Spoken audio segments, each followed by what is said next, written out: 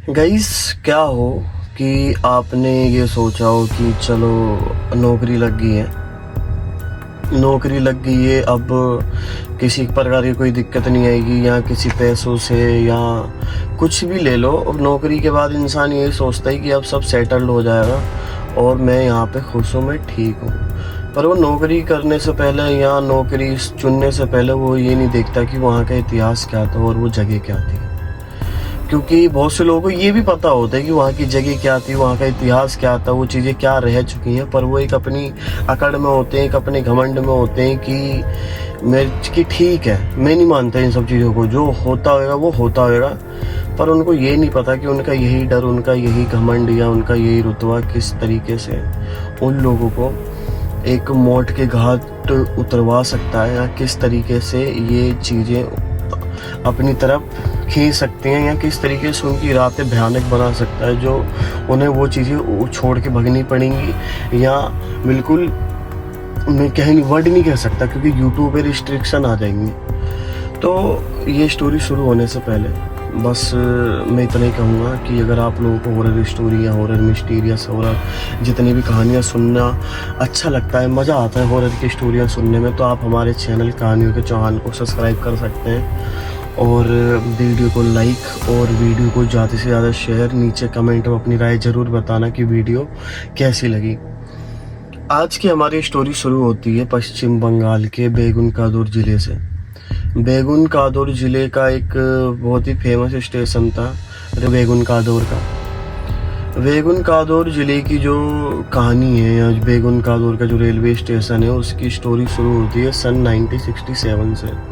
1967 में यहाँ का जो टीटी था, यहाँ का जो रेलवे स्टेशन कह लो, यहाँ का जो मास्टर कह लो, उसने इस स्टेशन को बंदी इसीलिए करवाया था कि उसे यहाँ पे एक सफ़ेद साड़ी वाली औरत दिखी थी जो यहाँ पे घूमती फिरती रहती है और अपनी मौत का बदला या अपने 7 लोगों को ले जाने के लिए घूमती रहती है। तो समय बीतता गया, टाइम बढ़ता गया, तो लोगों की जैसे जैसे समय बदलता है, लोगों की विचार भावनाएं भी बदलती रहती हैं।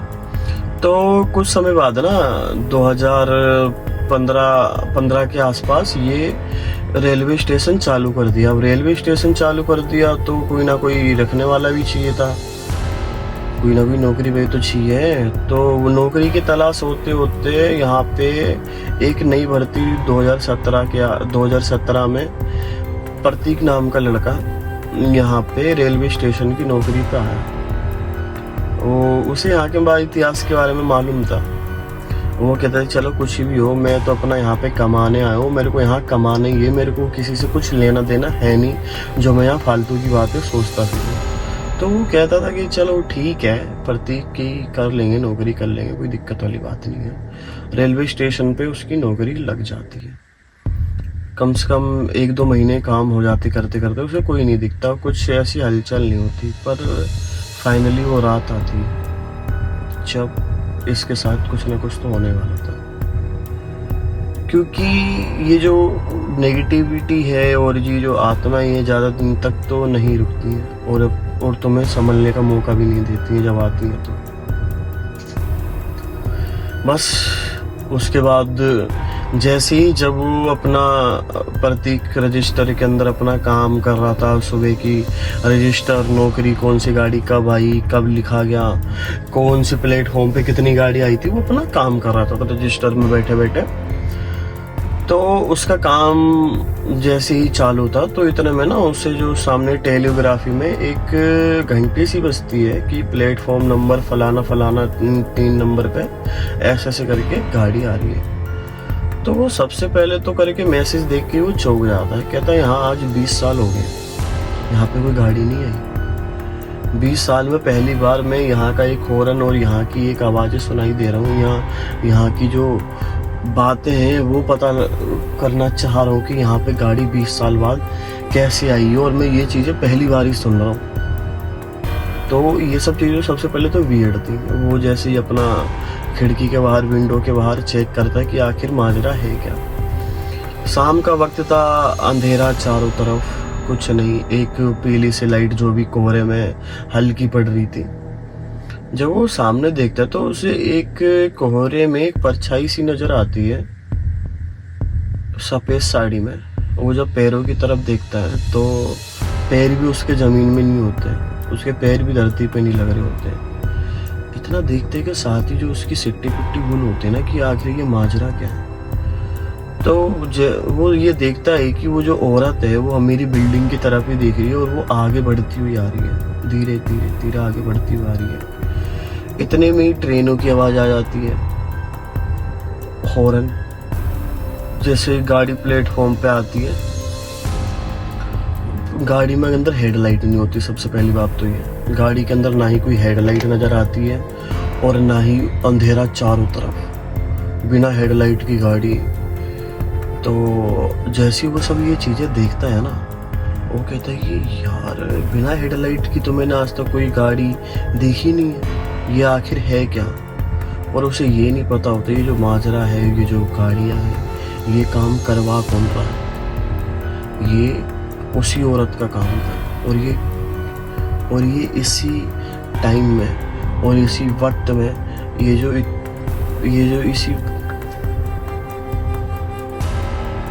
उसे ये नहीं मालूम होता है कि आखिर ये चीज़ें करवा कौन रहा है। जैसे ही वो रजिस्टर वगैरह खोल के चेक करने वाला होता है या रजिस्टर वगैरह चेक करता है, उसमें देखता है कि पहले वाले ने क्या लिख रखा था। उसमें साफ लिखा हुआ था कि यहाँ पे इसी सन में ये वाली गाड़ी आती थी 1967 के आसपास। वो जो गाड़ी आई थी उसके अंदर एक औरत थी, वो उसी ट्रेन की दुर्घटना में मर गई थी और वो ट्रेन की जितने भी लोग थे वो उनमें से कोई भी नहीं बचा था। सारे के सारे सिर्फ आई थी तो सिर्फ लाशें, कुछ नहीं था आसपास में। तो जैसे ही वो रजिस्टर वगैरह चेक करता है, रजिस्टर वगैरह पढ़ता है, तो उसकी एक तरीके से ना जो जहाँ खड़ा होता है वहीं पे ठिठुर सा जाता है और रुक जाता है कि ये सीन है क्या आखिर। धीरे धीरे करके सब समझ में आने लगा था कि आगे उसके साथ अब होने क्या वाला है। तो जब वो फिर खिड़की की तरफ जाता है रजिस्टर बंद करके, वो खिड़की की तरफ जाके देखता कि वहाँ के जो यात्रीगण हैं वो सारे के सारे प्लेटफॉर्म पे उतर रहे हैं और वहाँ में से कुछ भी आज के टाइम का कुछ भी नहीं पहन रखा था और सारे के सारे हैं, कोई धुंधले हैं, किसी का हाथ नहीं है, किसी का पैर नहीं है, कोई जला हुआ है, कोई मतलब सब बुरी हालत में, सब ऐसे लग रहे हैं जैसे एक भी बंदा ठीक ना हो। तो वो देखता है और देखते के साथ ही सारे के सारे जो यात्री होते हैं वो सब उसके पास आ रहे होते हैं। सब ऐसा लगता है सब उसी कमरे के अंदर घुसने की कोशिश कर रहे हैं और कि अब तो नहीं छोड़ेंगे इसको।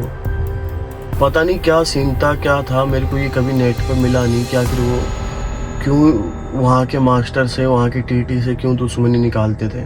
वो बस एक दुश्मनी के लिए घुसना चाहते थे कि अब हम इसे नहीं छोड़ेंगे। सफ़ेद साड़ी वाली औरत उसके पास आने लगती है, सारे यात्री जितने भी थे सारे पास आने लगते हैं। वो भग के टेबल के नीचे घुसने की कोशिश करता है, वो गेट भी बंद नहीं करता और फट से गेट खुलता है जैसे किसी ने गेट पे धक्का दिया हो, पर सामने कोई नहीं होता। पर इतनी जो झेलने के बाद शायद नॉर्मल आदमी में शक्ति नहीं होती कि वो झेल पाए, ये सब चीज़ें देख पाए कि उसके आगे पीछे आखिर हो क्या रहा है। वो भी नहीं झेल पाता, वो सीधा बेहोश हो जाता है, सीधा बेहोश ऑन द स्पॉट। जैसे जो कहते हैं ना, शुगर है अटैक नहीं पड़ा, वो बस बेहोश हो जाता है, उससे आगे पीछे अपने कोई नज़र नहीं आता। वो जैसे ही बेहोश होता है उसकी सीधा आँख सुबह खुलती है, सीधा सुबह या अगले 3 दिन बाद 4 दिन बाद। वो क्योंकि सबसे पहले तो किसी को मिलता नहीं है, बहुत दिनों बाद ढूंढना पड़ता है, फिर उसके बाद पता लगता है कि एक वहाँ पे कोने में पड़ा हुआ होता है, क्योंकि अभी ये लाश ही नहीं बना। क्योंकि सदमा ही इतना तगड़ा लग जाता है, कोई भी आदमी रात में ये सब चीज़ें झेलेगा तो उसकी बस की बात नहीं होगी। जैसे ही जब पुलिस पहुँचती है ना उसके पास कि आखिर बात क्या थी, प्रतीक आँख खोल के उठता है तो कहता प्लीज़ मेरे को कुछ मत करना, मेरे को मारना मत। तो पुलिस कहती क्या हो गया, क्या बात है। तो कहता अरे मैं तो यहाँ पे हूँ। तो बस ये स्टोरी गाइस सेंड होने से पहले बस मैं इतना ही कहना चाहूँगा कि उस आत्मा ने या उन लोगों ने उसकी जान तो बख्श दी, या उसका मारना चाहते थे, नहीं मारना चाहते थे, क्या करना चाहते थे। कोई स्टोरी ऐसी होती हैं, वो स्टोरी तो होती है पर उनका मतलब समझ में नहीं आता। वो सिर्फ छोड़ के जाती हैं तो सिर्फ एक डर या एक छोटा सा मैसेज कि हमें किस हिसाब से वहाँ पे जिस जगह पे हम जा रहे हैं, किस जगह पे हम काम कर रहे हैं, या वहाँ पे हमें आगे पीछे कौन देख रहा है, या हमारे पीछे कौन है, या कौन हमारी बातें सुन रहा है, ये सब चीज़ें हमें वो बताती हैं और हमें देखना पड़ता है कि आखिर यहाँ पे था क्या, और था तो हमें वहाँ पे नहीं जाना चाहिए। ये स्टोरी सिर्फ एक छोटा सा मैसेज दे के चली जाती है। मैं भी बस आप लोगों से इतना ही कहना चाहूँगा कि क्या हो अगर आपके सामने ऐसी कोई दुर्घटना हो रही हो, और क्या हो कि आपको कोई आपके सामने आता हुआ दिखाई दे, कि आप क्या करना चाहोगे? क्या आप वहाँ से भागना पसंद करोगे, या आप भी एक कहानी बनना पसंद करोगे? शुक्रिया।